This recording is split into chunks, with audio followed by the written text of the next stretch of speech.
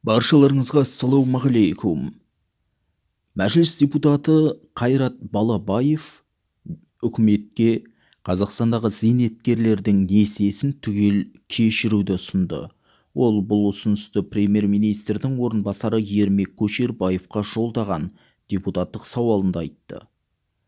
Мәжіліс жан-жақты қарап, президент қол қойған банкроттық туралы заң жобасының тетіктері дамымаған. Аталған заң борышкерлердің ешкімнің көмегіне жүгінбей-ақ өтініш беруге оңтайлы жағдай жасауы тиіс еді. Сондай-ақ оның шарттарында 6.291.000 теңгеден аспайтын қарыздарды банкроттыққа тапсыруға болатыны көрсетілген. Алайда шын мәнісінде бұл заңда банкроттыққа тапсыру тетігі де дұрыс жұмыс істеп тұрған жоқ. Қолда бар жалғыз ресурс өтініш қосымшасы арқылы жолданған өтініштер қанағаттандырылмай отыр.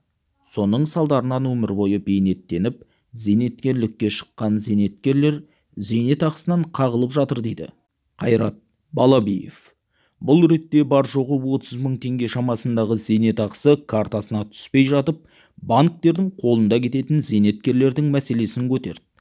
Банктерге барсаңыз, бар жоғы 32.000 теңге зейнетақысы банк картасына түспей жатып жоқ болып кеткен, зар илеген зейнеткерлерді көресіздер.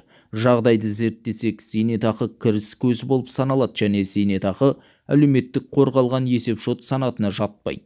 Әлеуметтік қорғалған есепшоттарды ашу тек Каспий банк, Халық банк және Центр кредит банктеріне бекітілген. Бұл банктердің филиалдары тұрмақ, банкоматтары жоқ жер көп. Барлық жерде банкоматтары болмаса да бөлімшелері бар.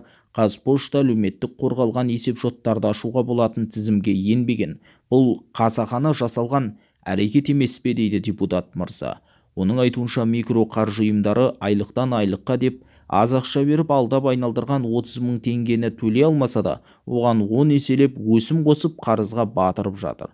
Ешбір табыс көзі жоқ азаматтарға уақытша көмек болғанымен оңайлықпен құтылмайтынын, қарызға айналып кететінін көпшілік біле бермейді.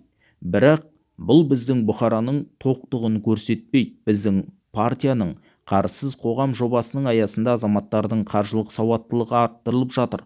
Ойланбастан несие алатындардың қатары сиреп келеді. Президент тапсырмасымен заң қабылданғанның өзінде банкроттыққа тапсырудың неге қиындап кеткенін кім түсіндіреді?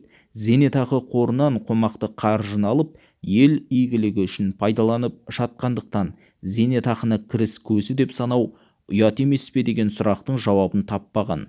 Зейнетақы жинағына қол салғанымыз аздай, зейнеткерлерге зейнетақысын жегізбеуіміз елдігімізге сын болар дейді Қайрат Балабиев. Депутаттың ұсыныстары мынадай: әділет органдарына берешегі бар зейнеткерлердің зейнетақы есепшоттарын бұғаттаудан босатуды, республикалық базадан банктерде берешегі бар зейнеткерлерді бақылап анықтауды, құзырлы органдарға зейнеткерлердің соттан тыс және сот арқылы банкрот деп тану процесін жеңілдетуді, зейнеткерлердің қарызын кешіруді, барлық екінші деңгейлі банктер мен Қазпошта мекемесіне де зейнеткерлер үшін әлеуметтік қорғалған есепшоттарды жаппай ашуды ұсынды. Депутаттың бұл ұсынысын сіз де қолдайсыз ба? Яғни еліміздегі зейнеткерлердің барлық кредитін кешіру деген ұсынысты.